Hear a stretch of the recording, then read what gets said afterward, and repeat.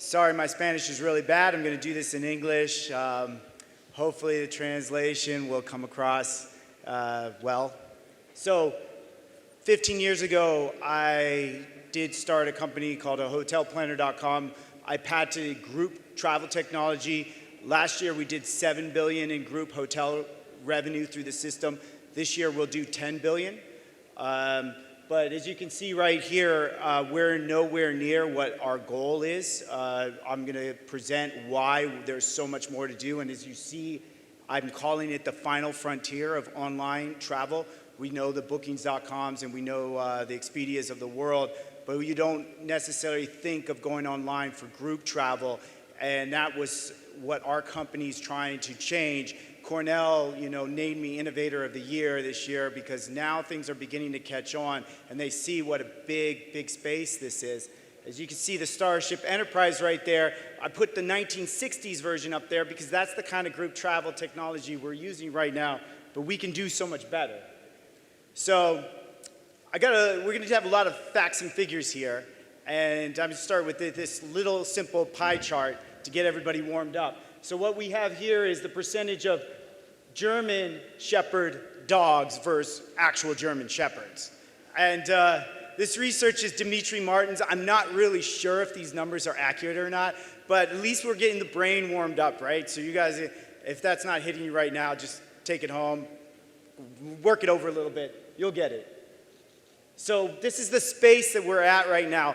550 billion will go globally through through hotel revenue.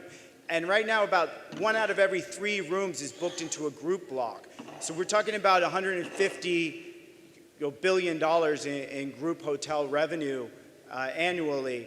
And with our company doing 10 billion of that, we're getting close to some of that goal, 2 to 3% of the global hotel revenue, and around 7-8% of group hotel revenue for hotels. So a lot more to do.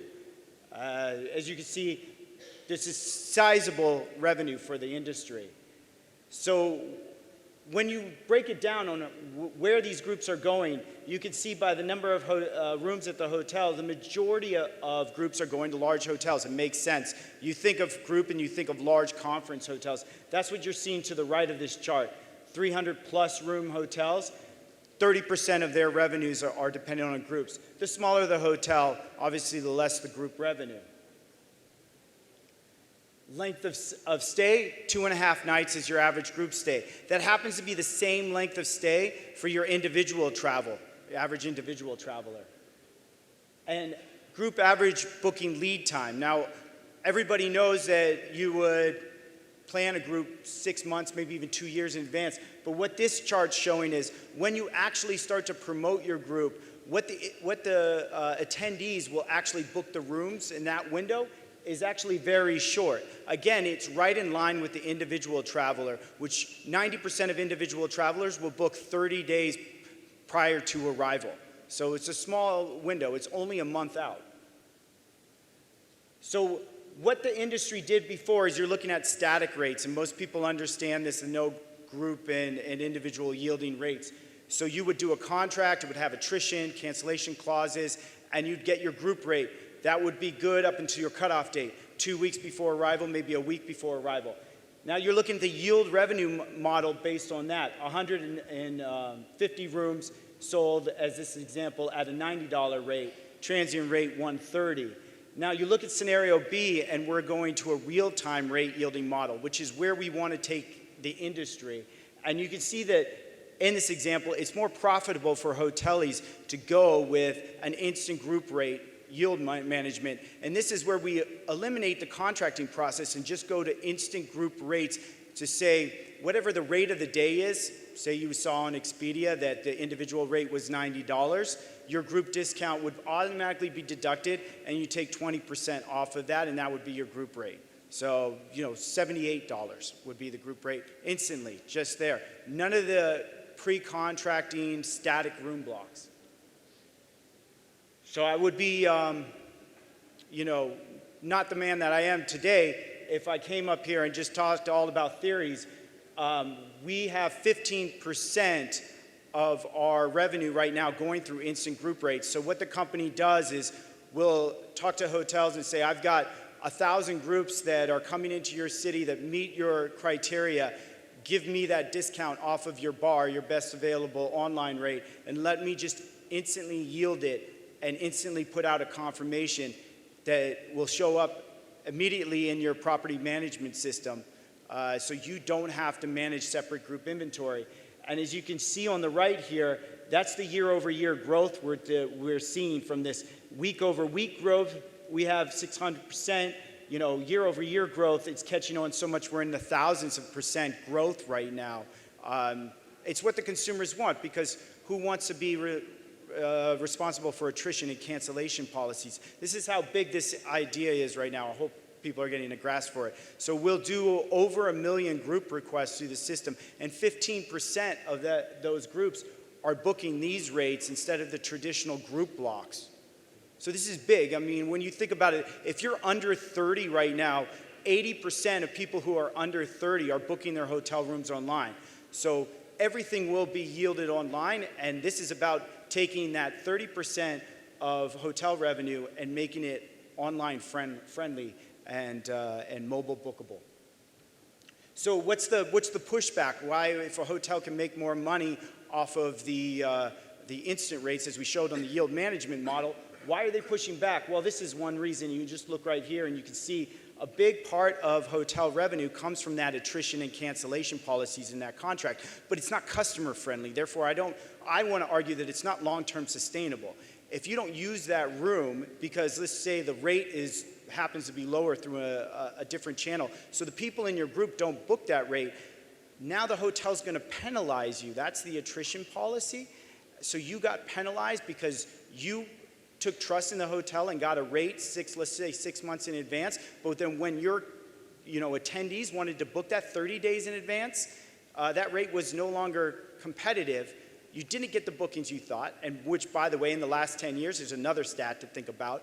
70% of groups 10 years ago booked within the block. Now only 30% of groups book within the block. But all of that penalty is being levied on the group client, on the group coordinator.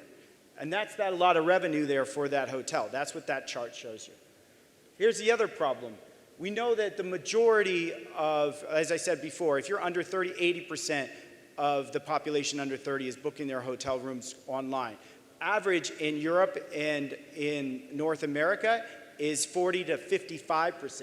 But if you look at this chart, if you're booking the group block, only 38% are using online technology to book their group rooms. So again, the adoption in the tools, because you see the attendee registration bar is at 64%, in line with where individual bookings online should be, around 55%. But it drops all the way over to 38% because we're not giving the guaranteed discount. We're getting that attrition out of the group block because the group rates are just not competitive because it's yielded on an old-fashioned system.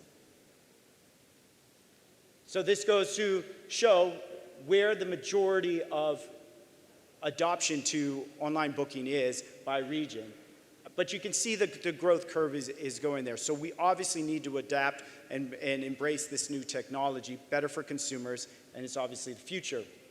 So another reason we've seen pushback, though, look at where this chart that came out. You've got Airbnb that's announced that they're going into meeting space bookable now. So if you have a big hotel that has a ballroom, Airbnb is now going to let you highlight that and sell that as meeting space on Airbnb.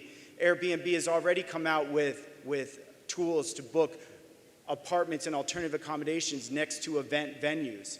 So they're actively know how big this market is, and they're actively going out. Also, we've done lots of studies that show when there's a big citywide convention, like F1, like the Olympics, Airbnb has come in there and sucked up all of that extra demand and kept rates low.